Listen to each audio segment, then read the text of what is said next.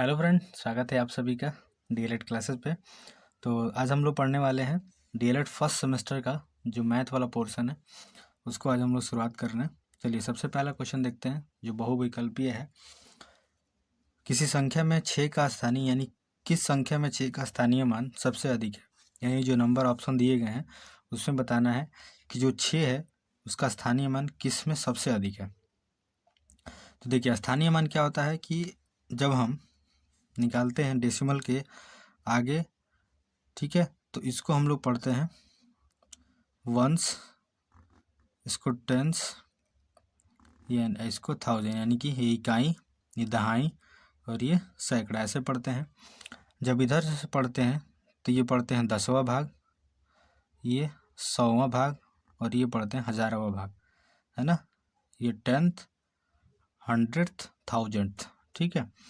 तो यहाँ पे इसमें क्या करते हैं कि जब भी हमको निकालना हो स्थानीय मान तो यहाँ पे डिवाइड करते हैं। क्या करते हैं?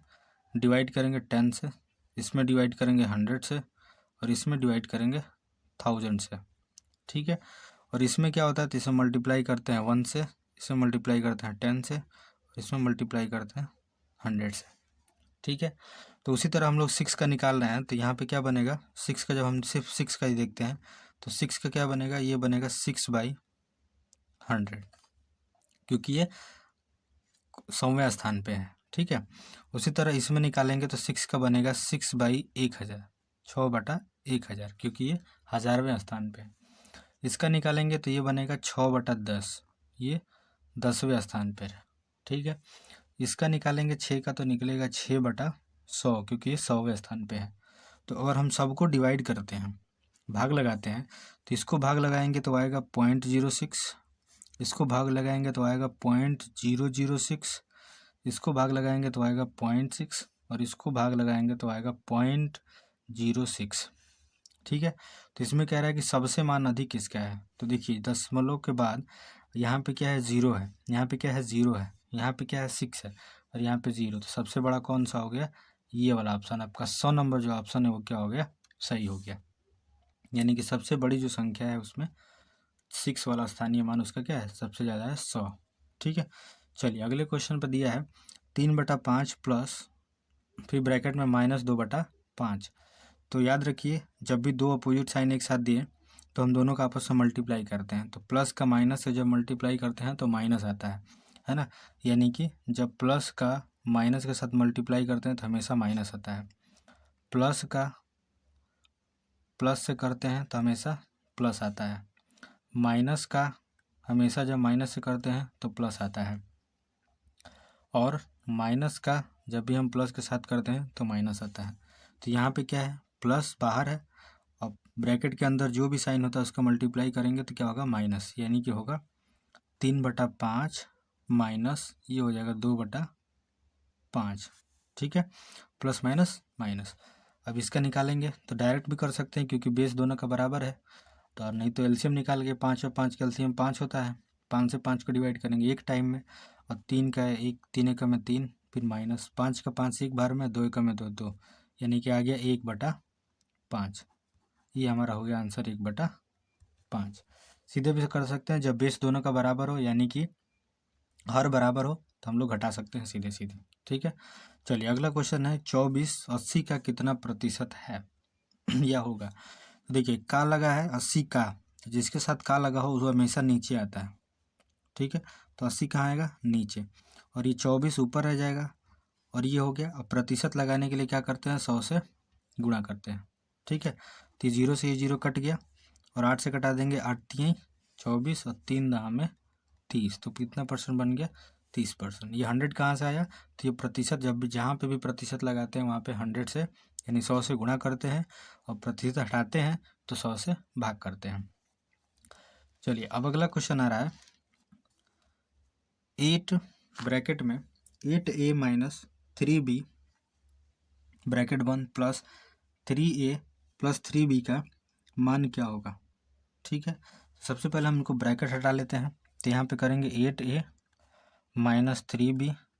अब देखिए ब्रैकेट के बाहर क्या है, प्लस है, तो प्लस का प्लस के साथ मल्टीप्लाई, यहाँ पे देखिए प्लस का प्लस के साथ प्लस ही बनेगा, तो प्लस 3a, फिर इस प्लस का इस प्लस से करेंगे तो प्लस ही बनेगा, और 3 का करेंगे तो ये 3b हो जाएगा। ठीक है, अब यहाँ पे देखिए 8a प्लस का है और 3a प्लस का है, क्योंकि ये दोनों क्या है, सेम पद, समान पद है, यानी 3 और 8 है, तो 3 और 8 हो गए 11a।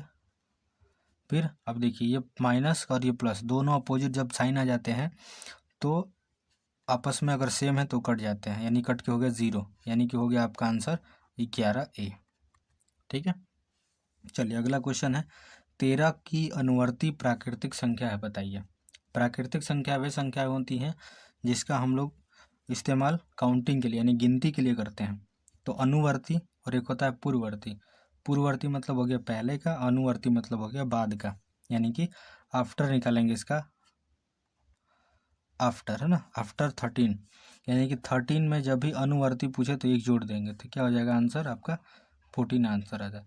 अभी जब पूर्ववर्ती पूछता, यहीं पे लिख बता देते हैं, पूर्ववर्ती पूछता तो हम लोग क्या करते, 13 में से घटा देते तो हो जाता है ये 12। ठीक है, लेकिन यहाँ पे अनुवर्ती पूछा है तो क्या करेंगे, प्लस कर देंगे तो ये हो जाएगा आपका आंसर। ठीक है, अगला क्वेश्चन है 8/9 यानी 8/9 प्लस फिर ब्रैकेट में -4/9, तो क्या करेंगे, ये प्लस है और ये माइनस है, सेम वही क्वेश्चन, प्लस माइनस का मल्टीप्लाई माइनस, तो क्या करेंगे 8/9 माइनस ये हो जाएगा 4/9, क्योंकि प्लस और माइनस का माइनस होता है। अब देखिए बेस दोनों का बराबर है, तो जब बेस बराबर हो यानी हर जब बराबर हो तो हम लोग अंश को घटा सकते हैं, तो 8 में से 4 घटा देंगे, सीधा सीधा 4 और ये 9 हो गया आंसर, है ना। और नहीं तो ऐसे भी कर सकते हैं, एलसीएम निकालेंगे 9 का 9 से भाग करेंगे एक बार में, और 8 एकम में 8, फिर माइनस 9 का 9 से भाग करेंगे एक बार में, और 4 एकम में 4, तो 8 में से 4 गया 4, यहाँ पे भी निकाल सकते हैं या ऐसे भी निकाल सकते हैं, ये आपका हो गया 4/9।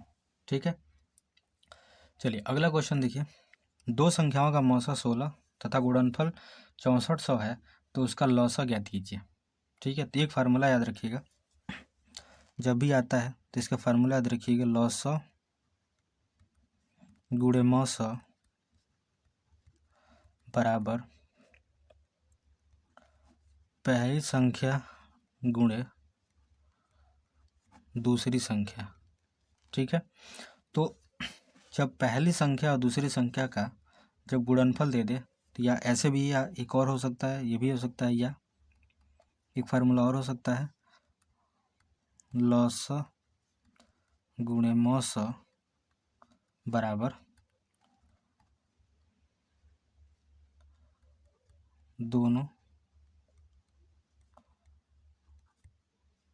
संख्याओं का गुणनफल। ठीक है, तो लौसा गुणे मौसा, गुणनफल का मतलब ये हो गया, तो देखिए यहाँ पे क्या दिया हुआ है 16। ठीक है, तो लौसा हमको निकालना है, तो यहाँ लिख देंगे लौसा, मौसा दिया हुआ है 16 और दोनों संख्या का गुणनफल दिया है 6400। ठीक है, लौसा निकालना है तो यहीं रह जाएगा, और ये 16 जो है गुणा में इधर आएगा तो भाग बन जाएगा, तो लिखेंगे लौसा बराबर 6400/16।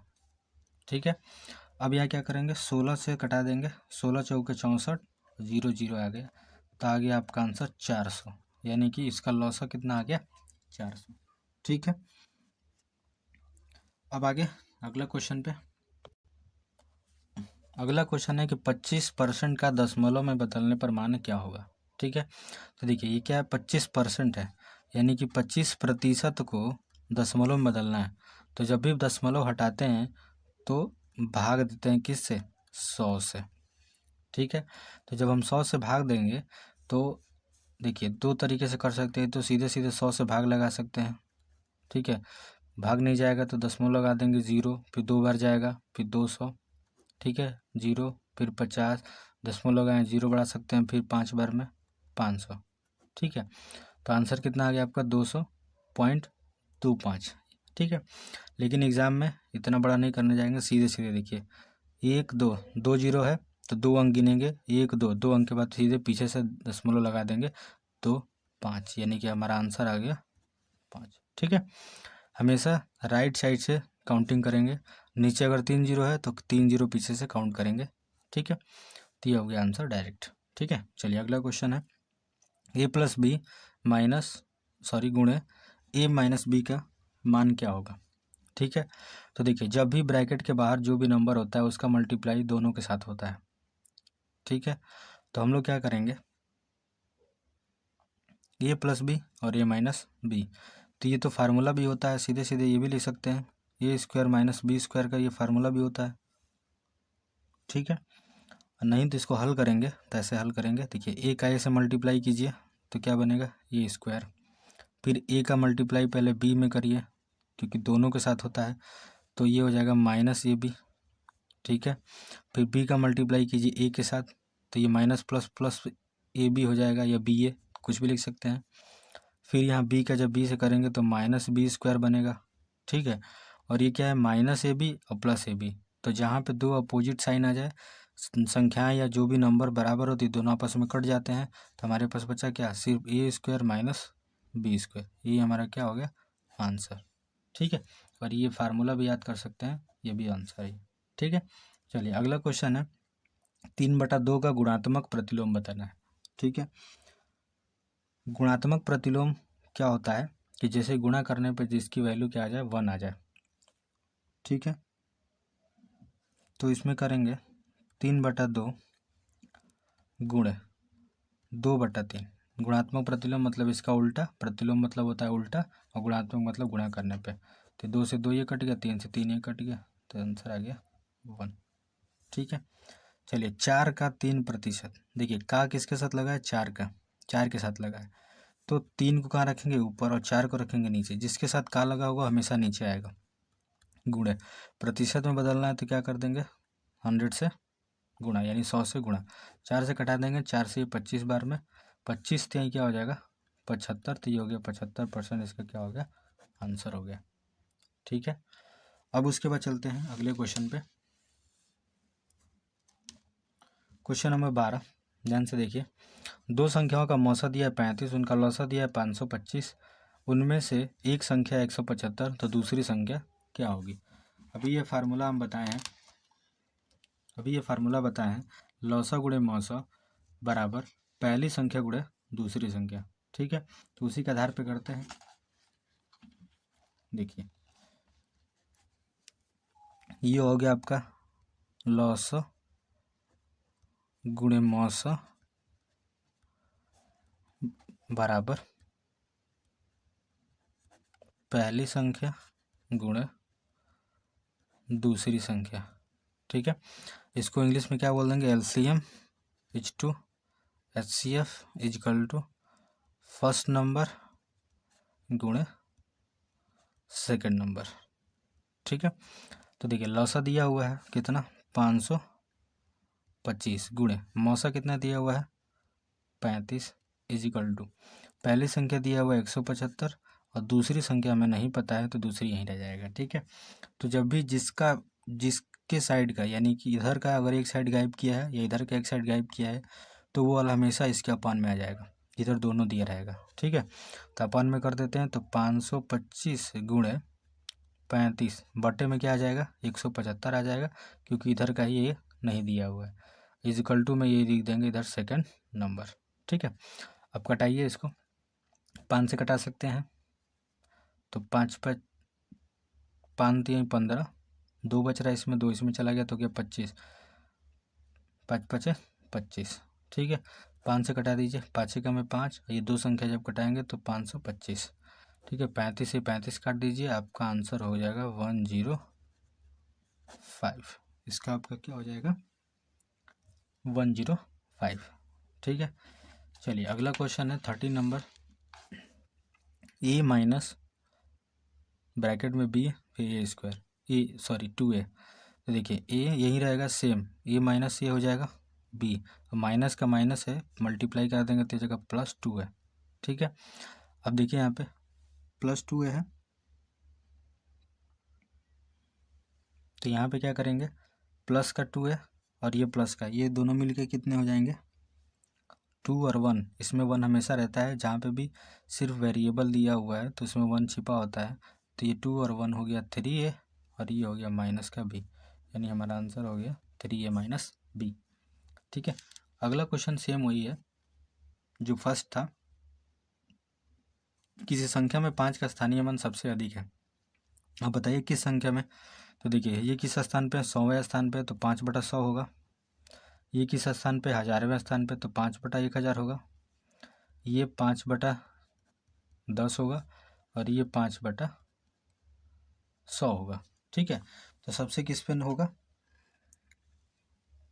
देखिए ये है 5/10, इसको वैल्यू करेंगे तो ये 0.5 होगा, इसको करेंगे तो 0.05 होगा, क्योंकि 2 अंक है तो 2 अंक के बाद लगेगा तो एक 0 बढ़ा लेंगे आगे हमेशा। 3 है इधर, तो देखिए एक ही अंक है, 2 अंक और चाहिए हमको, तो एक ही अंक है ना, 2 अंक और चाहिए तो 2 0 बढ़ा लेंगे और फिर दशमलव लगा देंगे, ये हो गया। फिर यहाँ पे 2 है तो एक 2 और बढ़ा देंगे, तो 5 और 0, फिर पॉइंट लगा देंगे। तो सबसे देखिए पॉइंट के बाद कौन बड़ा है सबसे ज़्यादा, तो ये बड़ा है, तो यही हमारा आंसर हो जाएगा, यानी 100 नंबर जो हो गया आंसर, यानी सबसे अधिक स्थानीय मान किसका अधिक है, तो ये 146.511।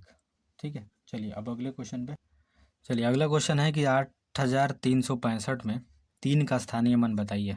तो स्थानीय मान बताएंगे 3, 3 के बाद कितने हैं, 1 2, तो 2 0 लगा देंगे। ठीक है, या इकाई दहाई सैकड़ा, सैकड़ा में कितने से गुणा, 100 से गुणा, इकाई पे 1 से गुणा, यानी कि 8 3 6 5।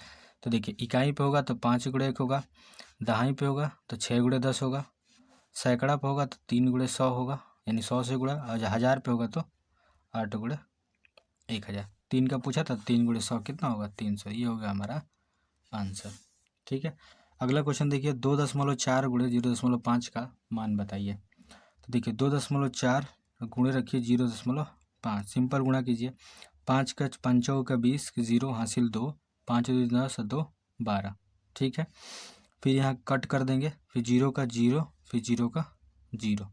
ठीक है, इसको जोड़िए 0 2 और ये 1। पॉइंट देखिए कितने के अंक बाद, 1 अंक 2 अंक, यानी दोनों गिनेंगे, 1 अंक के बाद फिर 2 अंक के बाद, 2 अंक पीछे से गिन लीजिए, तो ये हो गया 1.20, यानी आंसर आ गया 1.20 है हमारा, क्या हो गया आंसर हो गया। अगला क्वेश्चन है 5x + 7x - 3 की वैल्यू जो बताना है। तो देखिए ये तोड़ेंगे पहले, 5x प्लस का इसमें करेंगे तो +7x रहेगा, प्लस माइनस का करेंगे तो -3 होगा। अभी दोनों क्या है, सेम है, क्योंकि x इसमें भी x इसमें है, तो 7 और +5 कितना हो गया, 12x और -3, तो ये हमारा हो गया 12x - 3। अगला क्वेश्चन है, निम्नलिखित में बृहत कोण कौन है। बृहत कोण, देखिए कोण के बारे में थोड़ा बता दें। कोण कई तरह के होते हैं, पहले यहाँ पे समझ लीजिए कोण। एक होता है न्यून कोण, ठीक है, दूसरा होता है समकोण, एक होता है अधिक कोण,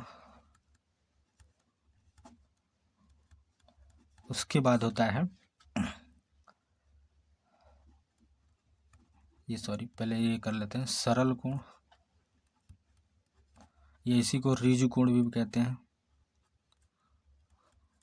ठीक है, उसके बाद